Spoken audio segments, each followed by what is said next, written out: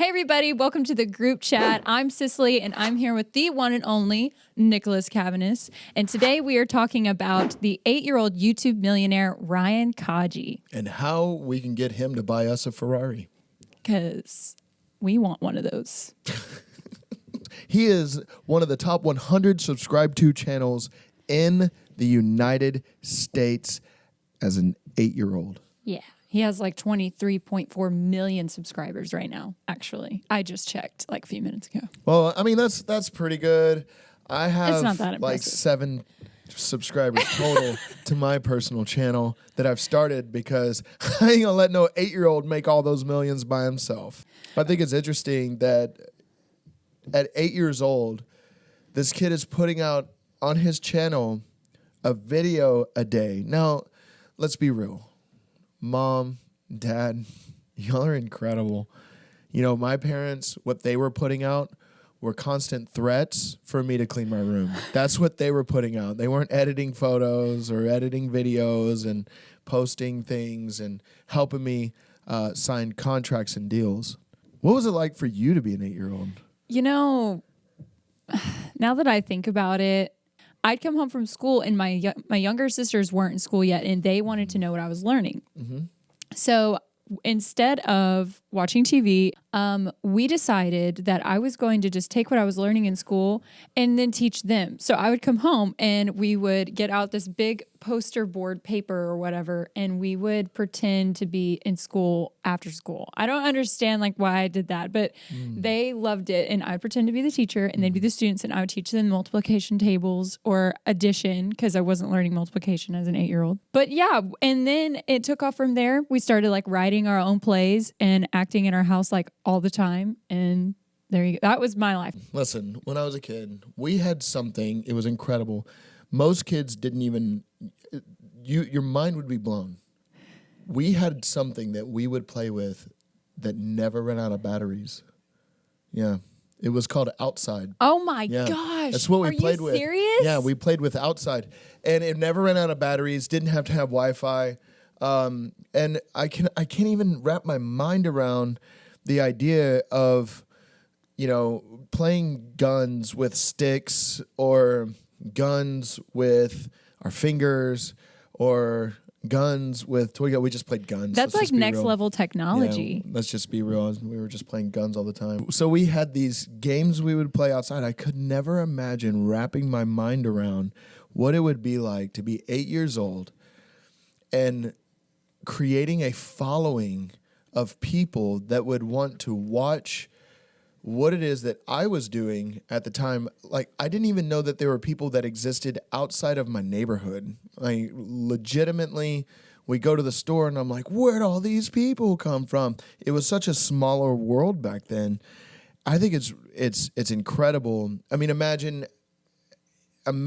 you're 8 years old and you are making more money than some people make in a lifetime around the world. And he's not just doing YouTube videos. No, he's not. No, he also has a clothing line. Oh, really? I didn't know that part. He's got a clothing line. He's got a contract with Walmart. Oh, my. He's got a contract with Nickelodeon. And Hulu, right? Yeah, and Hulu. And this kid is unbelievably pursuing what we would call success. Now, Pastor John's talking about success, right? Searching for success. And this last week, he was talking about finding success through finding freedom. I think there's something to be said about this kid, this phenomenon around this kid and his YouTube channel. He's not the only one. There are other people that are doing really great things through YouTube, connecting communities together around a really simple idea, like video gaming or pretty much something that everybody's doing at that age now. Yeah. Not so much what we were doing when we were 8-year-olds. Right. I can't imagine having a YouTube channel just running around throwing sticks at each other. I don't know how. I couldn't either. But now all of a sudden I'm like, all right, kids, y'all run around and throw sticks at each other. We're making some YouTube videos. I'm trying to get Apparently in on this that thing. stuff works. It does. I mean, and to line that up with what we were talking about this last Sunday, you know, freedom can hold you back, or the lack of freedom, or realizing that there's something that's in the way between you and your purpose and destiny, can limit, what the possibilities, like the amazing possibilities that this kid Ryan Kaji and other people like him are experiencing. What would you say to someone who's got like this idea in their heart that wants to, start this business or engage with a people group they're passionate about, or take up a cause, or even just make a career change? What would your advice be, Cicely? I think just in hindsight of like what everybody else seems to be doing and what's actually trending, what's working, I think what pushes people beyond that initial I guess like apprehension or fear, or like, what if I'm not going to be successful? Like, this is going to be a lot of sacrifice, going to take a lot of time. You just have to, I guess, believe in yourself enough and believe in the dream or the passion that you have for whatever it is you want to do enough to really like take that step forward. And it doesn't always mean becoming successful overnight or becoming, having like this huge amount of following overnight. It takes time. And so you have to have some sort of patience with other people following you, but you also have to give yourself some time to grow and find out what it is like that is your niche, what the thing is that you're really good at, and drive that home. But before you do anything, you really have to believe, number one, in yourself. And then you also have to believe in what it is that's in your heart to do, because that's what's going to push you beyond that level of comfort. But in order to kind of like think outside the box, in order to like break outside of that mold, it takes courage and it takes believing in yourself enough to do that. So that would be my piece of advice to them to start. I think what could happen, and so easily for each of us, is we begin to compare our lives with others around us. Like, I might compare my content with Ryan Kaji's or his success against mine, and really, that can be almost a prison that prevents us from engaging with what you're talking about, discovery, finding. Because that's what I keep hearing you say, discover and find, discover and find. And what I think is fascinating, you're a young person who is becoming a young professional, and there's so many people. I remember being in my 20s asking, where do I start? How do I even get started? And when you talk about things in that context of discovering your niche, finding how to get connected to what it is that is in your heart to do, your dream, it's the purpose that's within you, I would say you have to get started. Every great adventure starts with starting. One step. That's it. It's taking a step. It's, recording a video. This is how this kid got started, recording a video of his excitement in opening a gift, and then realizing that people could attach to that. That's a part of the discovery. And in your growth track, where you're pursuing what it is that's in your heart to do, have you come up against some hard walls or barricades or things that are difficult for you to overcome? Oh yeah, all the time. A lot of the things that are starting to really take off in our society and culture today is like arts and entertainment. Specifically, a lot of people are into photography, videography, songwriting, all that sort of thing. And when you're creative like that, it's hard not to get lost in the comparison when you first start. And I had always like wanted to write songs before. And I started when I was like 8 or 9, just writing in my journal, just whatever I was feeling. And I go back and read them, and they are like the cringiest things. I don't even know like what I was even writing about. You're in for a treat, because guess what we got here from Cicely's journal? No, I'm just kidding. We don't. Hilarious.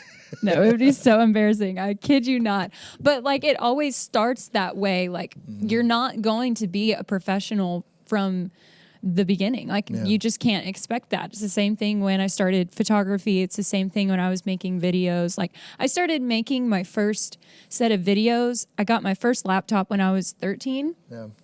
And it had a camera on it. And that's how I started making videos. And I would hold the laptop in my arms like this, facing the direction of whoever was my subject, and just follow them around, like, because I had no camera. And I go back now, and of course, I was 12, 13, like, I was cute, but they were just like awful quality videos, because you're filming on a laptop, and it's just crazy. But you get the benefit of like growing through that process, like learning how can I get better from here. You can't start from a professional level because there's no way. You have to learn. You have to learn like your personal creativity, because I'm not going to take pictures like someone else. I'm not going to make videos like someone else. I'm not going to sing or write songs like someone else does. And so if I start from that mindset of I just want to be like someone else, then I'll never truly discover what makes my content, what makes me unique. I will just limit myself to being kind of like a copy of someone else, if that makes any sense. No, that does, it does make sense. And it takes freedom to do that. You have to have a freedom to fail, because you can learn so much from a failed prototype. And not just for young professionals. I don't think just young professionals fall into the trap of being afraid to get started. But, being in my late 30s, friends in their, late 40s, late 50s, late 60s, I see that there's still that drive and that desire to connect with a life purpose, like a goal that they're aiming their life at. And there can be a fear that steals the freedom to pursue something that the world needs. I think it's fascinating that you were a little girl and you were shooting video with a laptop, and now, in my estimation, you're one of the best content producers that I know. Come on out there, you've seen her stuff. It's really great. I think looking back at our childhood can reveal some stuff. Oh, really absolutely. Absolutely.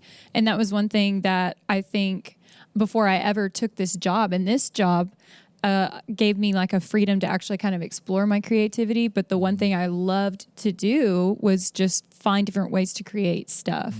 And I was never like an artist, like I never drew. But I loved to make videos, and I ended up shooting music videos with my sisters like once every summer. And we started with that laptop. And then like as my family bought video cameras, like home cameras, we would use those for our music videos. And it just like we grew from there. And it ended up being something like it became a tradition that me and my sisters love to do. And then I would explore with like how I can be more creative and doing more research. And then I just was like, I just want to get into videography. Like, this is so fun. And got my own camera. And here I am today. Like, it's so fun to create content. But the reason why I was able to find it was because I didn't start with this pressure to perform and be like someone else. And I didn't let somebody else's level of professionalism or excellence keep me from doing what I could with what I had. And that's kind of how I was able to allow myself to fail in a way and fail forward, because it wasn't so much about being perfect or being professional. It was more just about enjoying what was inside of me and letting that kind of come out in the best way that I could. And if you're giving your best with the objective to grow and to learn, then you will always outdo your last piece of work, or you will always outdo yourself. You will constantly be learning and growing, and before you know it, you'll be one of the professionals someone else is looking to in the future. That's so good. I mean, that's incredible that you've discovered that through your process. And anyone out there right now that's watching, I just want to encourage you. That there is something incredible that you have been created for specifically. And I think the pursuit of your relationship with God will reveal what it is that He wants to do through your life. The pursuit of God, the pursuit of what He's put in your heart to accomplish, that's really the search for success. It's not making the $26 million, although I'm willing to do that. I'm willing to have 26 million. It's a burden we will have to bear. I'm willing to bear that burden. Searching for success is not always looking for riches. As a matter of fact, I would say it's not looking for wealth. Yeah. Success isn't about wealth. Success is aligning with the purpose that God created you for. And He has created you for purpose and on purpose. Hey, thanks so much for being a part of the group chat today. We want you to like, comment, follow, subscribe. If you want a real community that you can do life with, come join us at CT Pasadena. You can hang out with us and all of our crazy family by choice. We love you so much.